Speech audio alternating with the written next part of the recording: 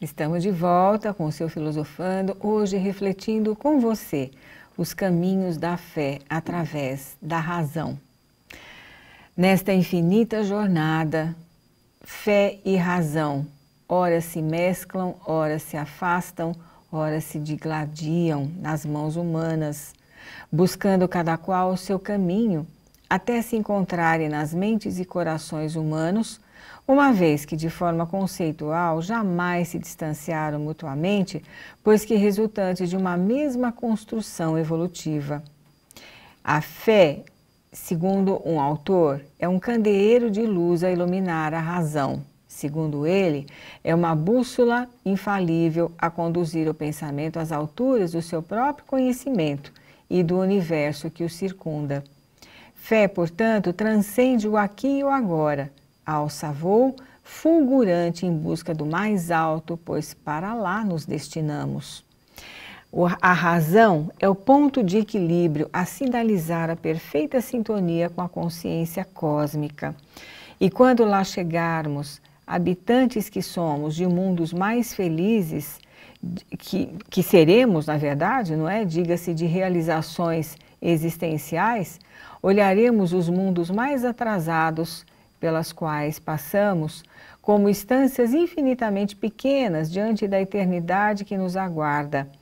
Estágios de dor, testes necessários ao aprendizado do espírito rebelde, egocentrado, incapaz de sentir o outro como irmão, uma vez ambos criados à semelhança divina. E por que fé e razão viajaram separados ao longo do tempo? A fé foi construída sobre o pedestal das religiões míticas e místicas, criadas pela superstição humana. A razão isolou-se no sectarismo das introvertidas filosofias e ciências tradicionais, submetidas ao academicismo estanque. Apartadas pelas mãos humanas, inevitavelmente teriam de enfrentar-se de forma litigiosa num futuro em que o ser humano soubesse discernir e escolher por meio do seu livre-arbítrio. E é nesse momento em que a razão, ensoberbecida pelo saber acumulado, e em que a fé jazia glamurosa nos ricos altares construídos na sua homenagem, gerando a opressão e a descrença, o isolamento e a arrogância, únicos caminhos em que se encontravam, pois gerados pelo próprio homem que as desunira, é que surge à frente através dos mesmos instrumentos utilizados para afastá-las, ou seja, a perquirição filosófica e os experimentos científicos através da doutrina de luz, no país que outrora abrigara as luzes. A verdadeira e única razão, portanto, como legítimo suporte ao saber transcendente, que lutara por libertar-se em terras francesas, insurgente aos ditames da nobreza decadente do clero vicioso de seu tempo, embora ainda vestida de aparências. Apesar das consequências deste ato histórico, ilumina a fé enclausurada e ambas caminham trôpegas, vacilantes, até o momento em que os grandes detentores da esperança chegam até a humanidade cansada e descrente, trazendo-lhes a boa nova renovada. E do país da razão, a França, transporta-se para o país da fé, o Brasil, como a dizer-lhe que a verdadeira fé seria aquela que buscasse respaldo na reflexão, no raciocínio, na consciência ampliada pelo estudo contínuo, mas igualmente pelo exercício do amor fraterno. Não cabe aqui nenhuma crítica desairosa aos caminhos traçados pela fé e pela razão humanas, diligenciando encontrar o pleno conhecer.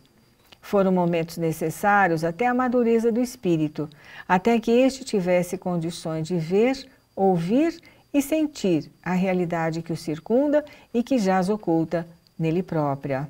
Porém, vez por outra, como ainda nos demoramos na adolescência espiritual, a tentação de nutrir a razão com orgulho, à semelhança dos antigos detentores do saber, não obstante as orientações seguras dos espíritos superiores, em experiência e consciência, E a fé, com o despotismo farisaico religioso de outros tempos, carregando em seu bojo hábitos e costumes ligados à ortodoxia vazia, a doutrina de luz recebe também em nossos dias inserções indevidas, conclusões apressadas, posto que o homem, herdeiro de si mesmo e ainda habitando um plano mental onde a dualidade se expressa de forma contundente, ora conduzindo ao bem de si mesmo e, portanto, do seu próximo, ora ao ego inseguro e irrenovado, o impele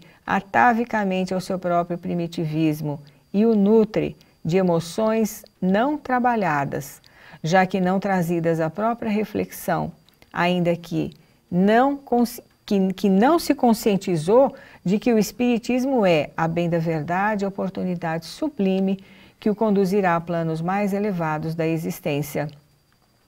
Portanto, sem dúvida nenhuma que rebaixar o Espiritismo às nossas lutas do presente momento, lutas políticas, lutas acadêmicas, lutas de conceitos desta ou daquela definição, esta não é a verdadeira finalidade do Espiritismo, como vocês estão bem vendo, não é verdade? Portanto, o Espiritismo prescinde da bagagem acumulada nos exercícios reflexivos das academias.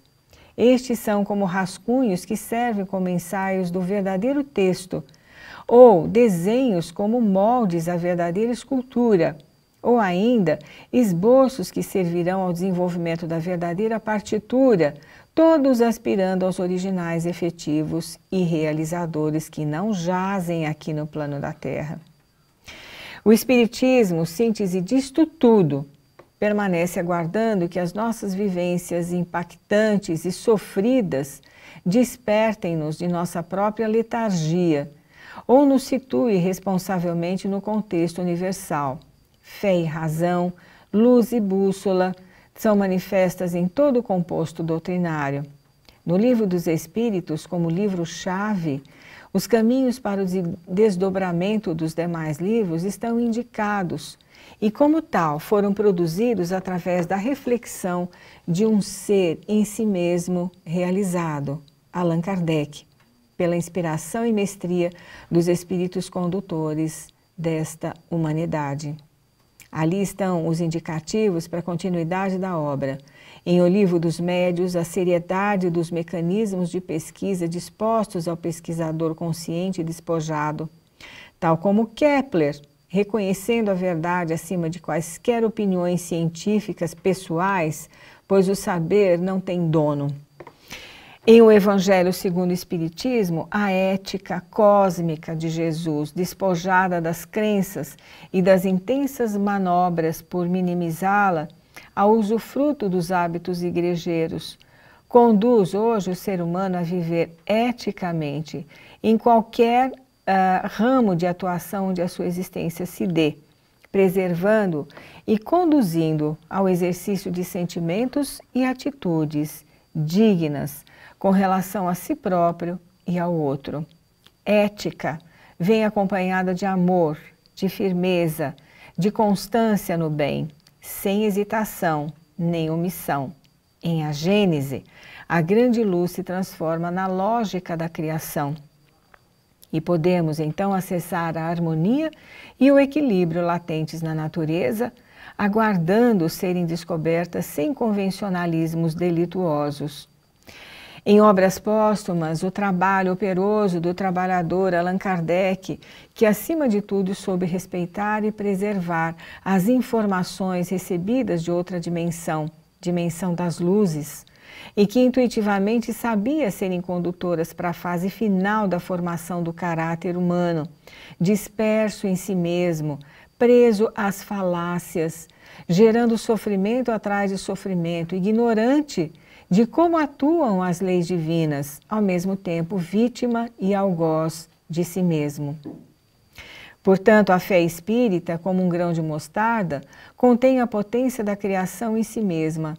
A razão espírita também carrega consigo a convicção, a firmeza de propósitos que a conduz, quando amparada pelo amor pleno, tal como Jesus.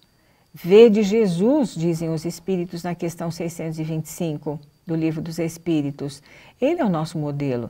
Enquanto não acreditarmos nisso, porquanto, não portando a fé raciocinada, que tal seja, estaremos ou permaneceremos ostensivamente envolvidos na soberba de nossa imensa ignorância, sofrendo-lhe inapelavelmente as consequências. Comparativamente, nós poderíamos dizer o seguinte: a diferença entre religião ou fé dogmática e a espiritualidade ou fé raciocinada que o Espiritismo oferece. A religião ou fé dogmática oferece aspectos periféricos da prática, oferece mito, técnicas e rituais. A espiritualidade ou fé raciocinada, que é um atributo do espírito, oferece raciocínio, razão, essência e uma religião, portanto, natural, uma religiosidade de desenvolvimento natural. Adequação às regras morais, forma exterior, crença no sobrenatural, nos milagres. É uma religião, ou as religiões são coletivas, são sociais, são estáticas, trazem consciência representativa, o Deus é transcendente. A adaptação da conduta moral no exercício do autoconhecimento, conforme autoconhecimento e estimulado pelo Espiritismo, traz para nós atitude interior, saber, lei natural, individual, desenvolvimento individual e desenvolvimento pessoal, desenvolvimento espiritual e moral. Portanto, é uma religiosidade, um sentimento dinâmico, traz consciência espiritual. Deus é transcendente e imanente. Deus é transcendente e imanente. Essas são as descrições que o Espiritismo pode nos facultar em nossas reflexões. Nós vamos agora para o momento de leitura.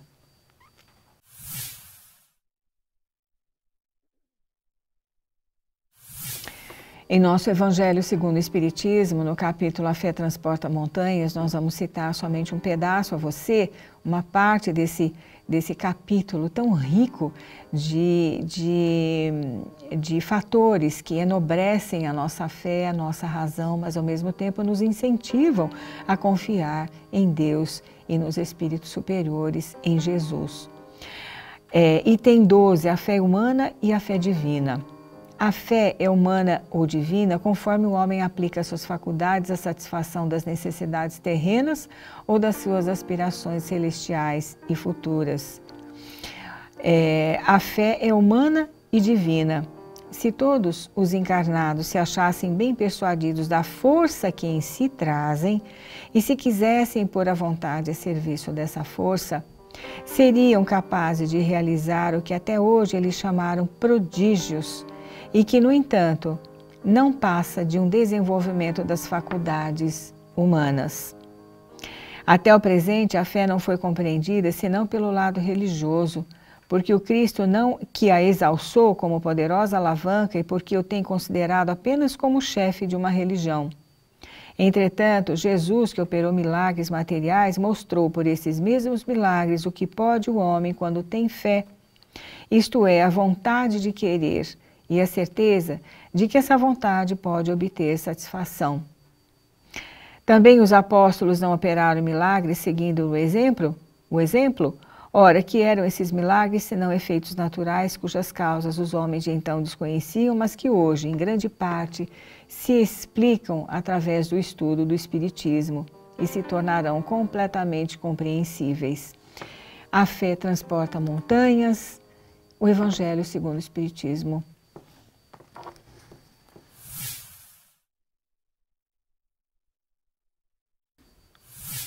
Como você bem pôde ver, o Evangelho segundo o Espiritismo, que jamais se desatualiza, porque nós ainda estamos apenas galgando os primeiros degraus da nossa evolução no que tange ao entendimento do que seja realmente a fé e do que seja realmente, ou de como que funciona, como que trabalha o nosso raciocínio em função da fé. Então, nós recomendamos a você a leitura e a reflexão desse capítulo do Evangelho, a fé que transporta montanhas. Aproveitamos a oportunidade para mais uma vez convidar você para que se torne parceiro da Fundação Espírita André Luiz, que congrega a TV Mundo Maior e a Rede Boa Nova de rádio. Nós trabalhamos aqui em equipe, por isso você está recebendo esse programa com a qualidade que você merece. Por isso, nós estamos convidando você a fazer parte dessa nossa equipe. Faça a sua contribuição hoje mesmo, ligando para o 0800 12 18 38, esse número que está aparecendo aí na tela, e associe-se ao Clube Amigos da Boa Nova. Com a sua contribuição, você estará participando de vários eventos que a Rede Boa Nova promove para os seus associados. E também você estará contribuindo com os inúmeros internados da unidade de longa permanência para a manutenção deles, os internados das casas André Luiz. Portanto, faça parte da nossa equipe. Nós estamos finalizando o nosso Filosofando por aqui, mas nós voltaremos na próxima semana. Fique com Deus e até lá!